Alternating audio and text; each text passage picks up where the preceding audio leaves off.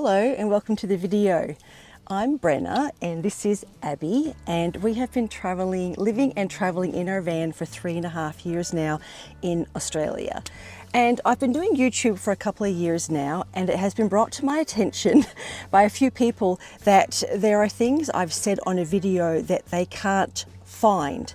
So I thought I would make a series of videos kind of called my frequently asked questions, and I'll make a playlist, and then it'll be just be a video on that one question. So there'll be a bunch of short videos that people will be able to look up and find out what I said about something.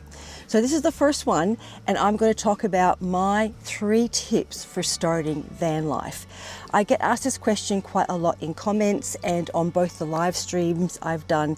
People have asked me this, and it is a good question. I do like that question, and this answer is very me. You might not get this kind of answer from anyone else, and it might not be what you expect. So I have 3 tips. My first tip is do things as simple as possible. Keep your van build simple. My van is not a mini house, it is a van, and I have made it to live on the road. So when I'm in my van, I feel like I'm in a bit of a cubby house, and I don't have a permanent sink and a permanent stove. And I've been in a few vans like that, and to be honest, I feel like I'm living in the kitchen. Whereas my van feels more like a cubby house, or I'm living in the lounge room. I have to take out the stove, and I don't have a sink or anything like that. But keep it simple. Doing things manually is very grounding. It keeps you present. It's very good for your brain. It's very relaxing. So yes, you can automate a lot of things, but do you have to? Do you need to? Our society has taken away a lot of things we used to do manually, and we have just become so distracted, and everything is electronic and digital. And one of the things about living in a van is that you have a chance to get back to doing things manually and simply. So would I say simple? Like my water is just a water jug with a pump. I have to go and fill my water jug up. I don't just put a hose in and fill up with a huge tank that's going to last me a week. Other things, like I said, I don't have a permanent stove, so I have to take it out, and it's quite a process which becomes almost meditative, the whole process of doing it. When I want to make boil water, I pull the stove out, put the gas can in, fill up the kettle with water, put it on. It becomes like a ritual. And it's really very enjoyable and very relaxing. So keep things simple.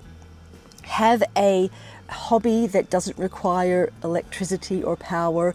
I now have my art. I've also been writing a book, but have a hobby that you can do that again, not digital, just simple, something you can just pull out. Maybe it's a rainy day and you can just do it. So keep things simple is my very first piece of advice. And minimalistic. Don't start towing trailers, don't start sticking things on the roof. This is my space, and if I want to put something new into the space, something will have to go. And it makes me really question the value of that thing. Do I want this more than I want that? Like, I recently have increased my art supplies. I got rid of things like jigsaw puzzles, some other things. I just really scrutinized and said, no, I don't need that. So keep it simple. The second thing is to move slowly. So when I say move slowly, I mean move slowly when you're moving around in your van, move slowly when you're traveling as much as possible, move slowly in your day-to-day life.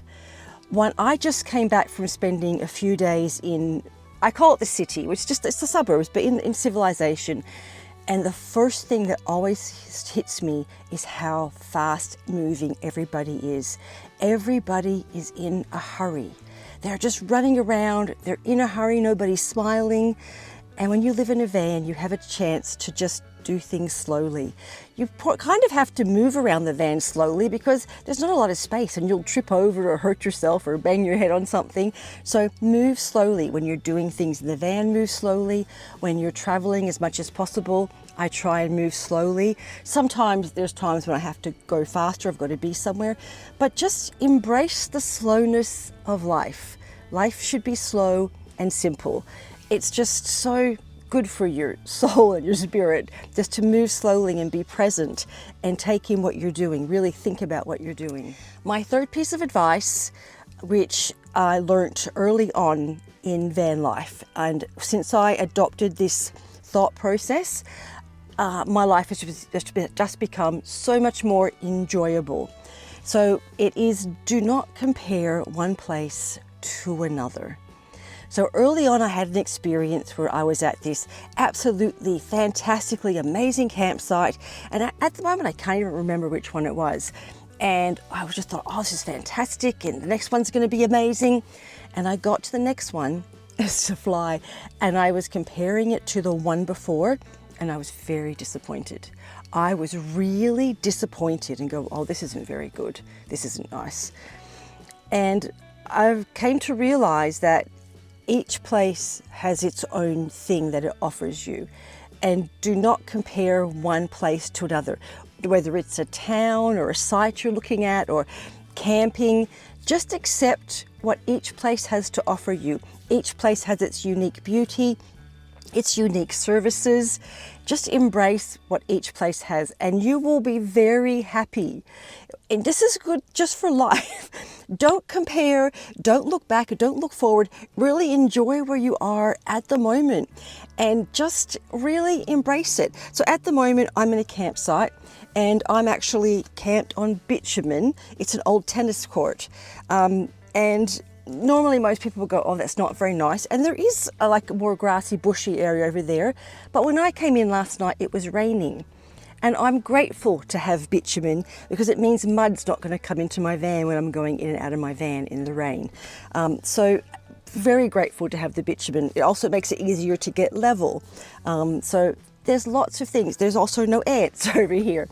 So just embrace and appreciate and accept each place for what it is. Honestly, that will just make you so happy. You just get there and you think, okay, what does this place have? And yeah, it just makes life really good. You're just really grateful for what you have in that moment. All right, they're my 3 pieces of advice for starting van life. And you know, some of this advice can just go for everyday life. So this is the first of my frequently asked questions, and there will be more. If you have something that you heard me say before and you can't find it, please leave it in the comments below. I am going to really make a concerted effort to get a whole big list of these videos out and into a playlist so people can find them. I really am going to work hard at that because I understand how hard it is to find things on YouTube. All right, see you all later. Bye. Say bye.